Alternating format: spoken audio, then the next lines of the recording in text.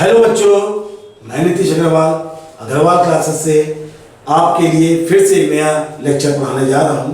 बच्चों, आपको पिछले कुछ वीडियो में मैंने आपको डायमेंशन निकालना सिखाया था, फिजिकल क्वांटिटी में रिलेशनशिप डेवलप करना सिखाया था, एक फिजिकल क्वांटिटी से दूसरी फिजिकल क्वांटिटी में कन्वर्ट करना सिखाया था।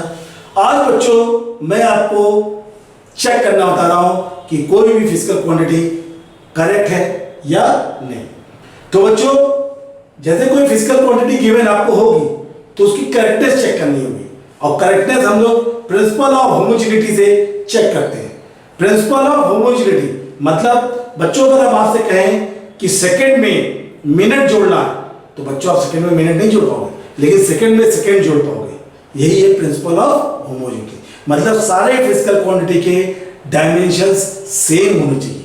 फॉर एग्जाम्पल बच्चों, एक सवाल मैं आपको करके दिखाता हूं, ध्यान से देखिए। S is equal to u t plus half a t square. बच्चों आप सही समझ रहे हो, ये सेकेंड लॉ ऑफ मोशन है। S equal to u t plus half a t square, class 9 में आपने पढ़ा भी है। बच्चों उसी को देखते हैं, डायमेंशन ऑफ S कितना हो रहा है, L, मीटर में पढ़ेंगे। डायमेंशन ऑफ ut, अब u वेलोसिटी है, मीटर पर सेकेंड इंटू टाइम, ये टाइम है, सेकेंड कर दिया, मीटर l। तो बेटा देखो, डायमेंशन ऑफ s बराबर डायमेंशन ऑफ ut। इसी तरह dimension of half a t square check करेंगे बच्चों। हाफ का कोई डायमेंशन होता ही नहीं है, हाफ डायमेंशन से। एक्सेलरेशन मीटर पर second square into second square, second square cut गया, मीटर आ गया। तो बच्चों आपने देखा डायमेंशन ऑफ S इसका टू डायमेंशन ऑफ ut इसका too dimension of half a t. तो बच्चों ये तीनों डायमेंशन सेम आए, so the formula is correct on the basis of dimension के बेसिस पे ये फॉर्मूला करेक्ट है। अब बच्चों एक अनदर प्रॉब्लम कराने जा रहा हूं। इस प्रॉब्लम में आप ध्यान से देखेंगे तो Fs is equal to half m v square minus half m u square. बच्चों m मास है, v फाइनल वेलोसिटी और u इनिशियल वेलोसिटी है, F force, S displacement. Class 9 में वर्क एनर्जी थ्योरम पढ़ेगी, वही फॉर्मूला है यहाँ पे, change in kinetic energy is equal to work done. लेकिन हमें इस फॉर्मूले को डायमेंशनली चेक करना है कि करेक्ट है या नहीं। तो बच्चों अब हम लोग शुरू करते हैं dimension of Fs। Dimension of Fs, F force है, फोर्स का होता है न्यूटन, S है मीटर, डिस्टेंस की यूनिट है, डिस्टेंस की यूनिट मीटर है दी। Dimension of force ml t minus 2 और मीटर का l। तो बच्चों देखो ध्यान से, मल्टीप्लाई करेंगे ml स्क्वायर t माइनस 2, ये आ गया आपका dimension of Fs। Now dimension of half m v square, m mass है और v वेलोसिटी, हाफ का कोई डायमेंशन नहीं होता, तो मास की यूनिट होती है केजी और इसकी होती है मीटर पर सेकेंड, और ये स्क्वायर लगा दिया, तो m l अपॉन t का square m l square t minus 2। Dimension of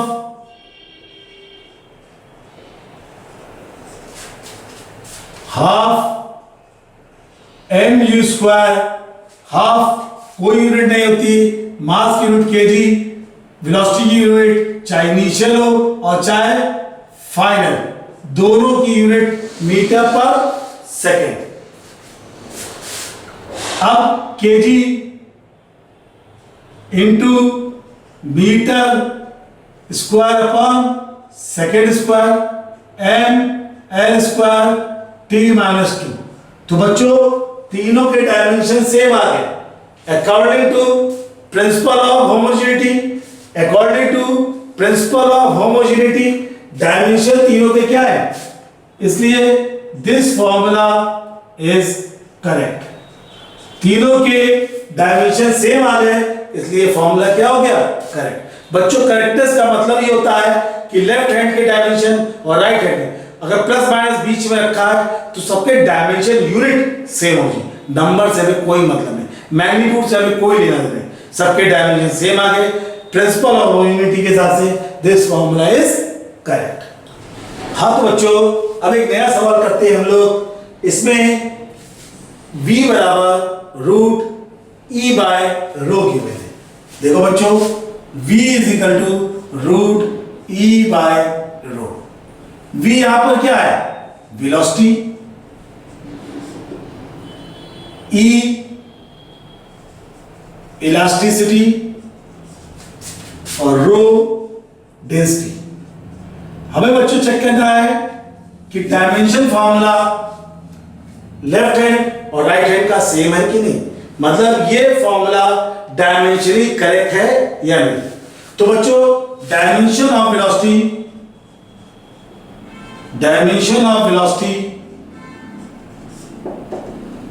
L T minus 1 metre पर सेकेंड, इसका यूनिट होती है वेलोसिटी की यूनिट मीटर पर सेकेंड, तो डायमेंशन हो गया मीटर पर second l T minus 1। Dimension of elasticity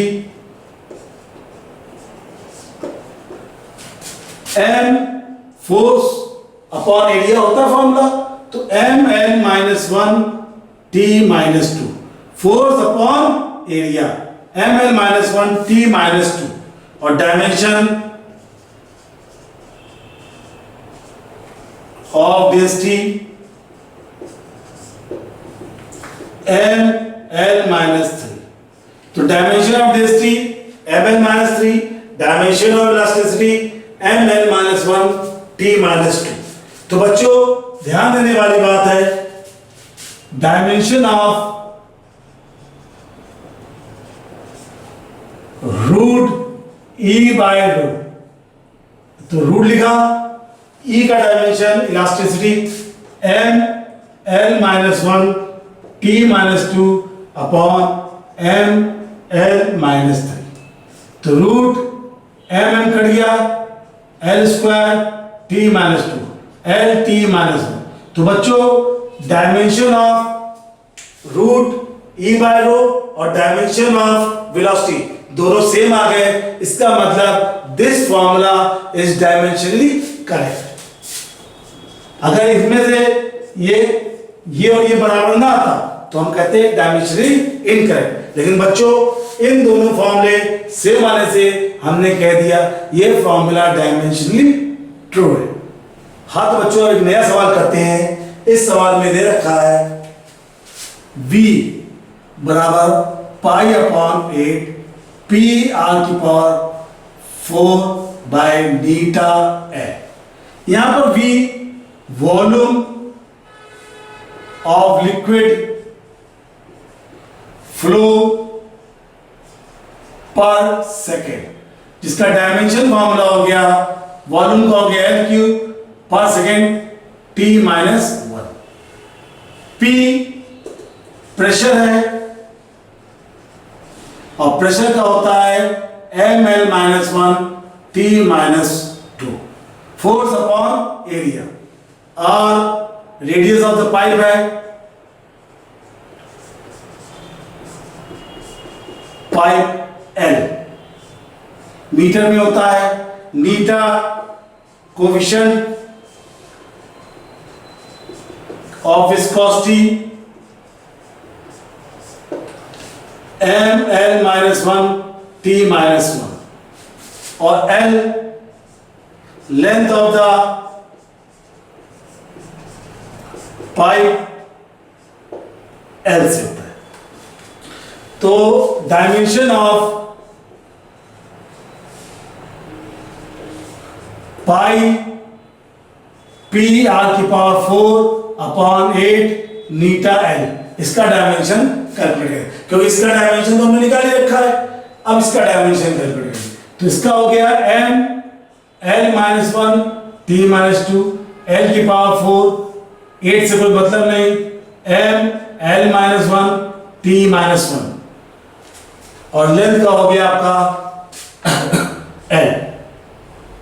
तो बच्चों एम एम कट गया, माइनस वन भी कट गया, ये भी कटेगा, तो l three t minus one यही आ गया।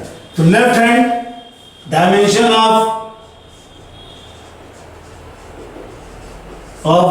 V is equal to dimension of pi P are की power 4 upon 8 eta L. So this formula is correct, क्योंकि प्रिंसिपल ऑफ होमोजेनिटी के हिसाब से लेफ्ट हैंड और राइट हैंड इक्वल आ गया, तो ये फॉर्मूला बच्चों आपका क्या हो गया, करेक्ट हो गया।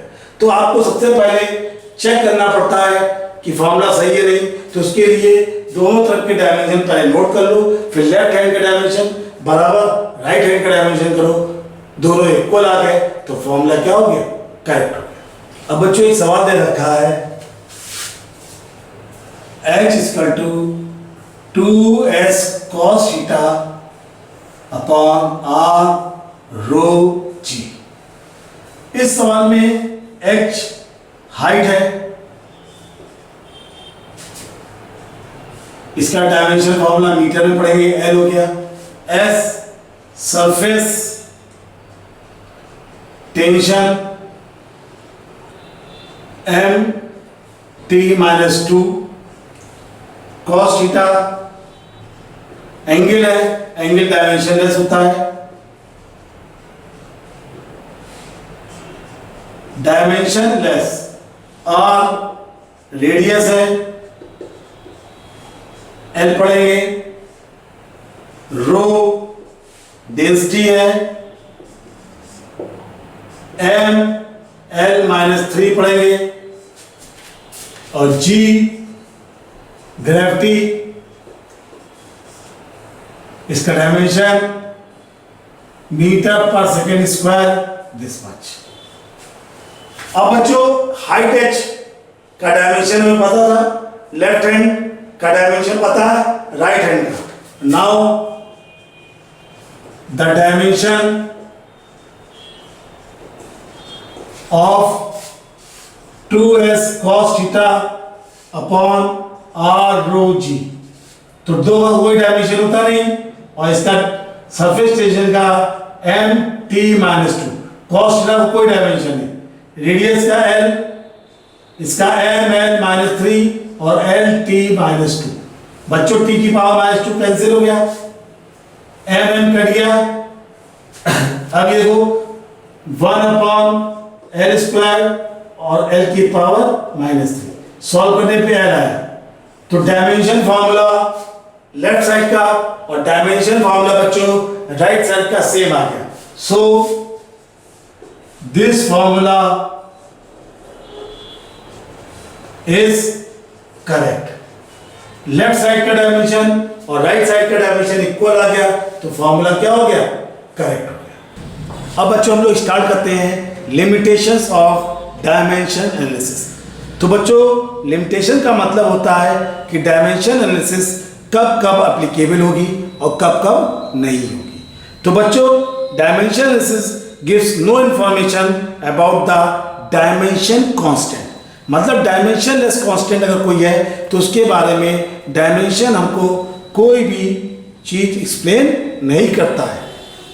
डायमेंशन कांस्टेंट जैसे थीटा है, कॉस थीटा है, साइन थीटा है, तो हमको कभी पता नहीं चलेगा कि इसको किधर रखना है, नीचे डिवाइड में रखना है, मल्टीप्लाई में रखना है, पावर कितना रखना है, कुछ पता नहीं चलेगा। डायमेंशन में इसके बारे में कोई भी एक्सप्लेनेशन नहीं दिया गया है। Dimension method fail when the physical quantity depends on the more than 3 physical quantity. Dimension method fail हो जाएगा अगर वहाँ पे मोर देन 3 फिजिकल क्वांटिटी, जैसे फोर्स हो गया, वेलोसिटी हो गया, एक्सेलरेशन हो गया, अब चौथी भी दे दी आपने पावर। तो 4 डायमेंशन क्वांटिटी में रिलेशन डेवलप करना आसान नहीं होता है, इसलिए डायमेंशन वहाँ पर क्या होगा, फेल हो जाएगा। अगर मान लीजिए 2 फिजिकल क्वांटिटी है, 3 फिजिकल क्वांटिटी है, तो उनमें से कौन सी वेक्टर है और कौन सी स्केलर है ये हमें पता नहीं चलेगा। मतलब वेक्टर क्वांटिटी और स्केलर क्वांटिटी में डिफरेंस डायमेंशन मेथड से हम लोग कैलकुलेट नहीं कर सकते। Dimension method more than 2 variables, एक ही सेम दे दे, वर्क काइनेटिक एनर्जी एक ही दे रखी है, वर्क भी दे रखा है फिजिकल क्वांटिटी में और काइनेटिक एनर्जी, तो हम लोग उसके डिस्टिंग्विश नहीं कर पाएंगे कि कहाँ पर वर्क रखना है और कहाँ पर काइनेटिक एनर्जी रखनी है। तो बच्चों फिजिकल क्वांटिटीज में हम लोग डायरेक्ट तो फॉर्मूला कर लेते हैं, लेकिन डायमेंशन हर जगह एक्यूरेट नहीं होता। डायमेंशन से हम लोग कांस्टेंट की वैल्यू को कैलकुलेट नहीं कर सकते। ये बात आपको समझ में आ गई होगी बच्चों। अब बच्चों अगर आपको मेरा वीडियो अच्छा लगा हो तो प्लीज़ लाइक करिए और उसको सब्सक्राइब कीजिए, और अगर आपको कोई प्रॉब्लम आई हो तो प्लीज़ मेल कीजिए या कमेंट कीजिए, मैं आपको अच्छे से समझा दूंगा। नेक्स्ट वीडियो में मैं आपको सिग्निफिकेंट फिगर के बारे में बताऊंगा। थैंक यू बच्चों।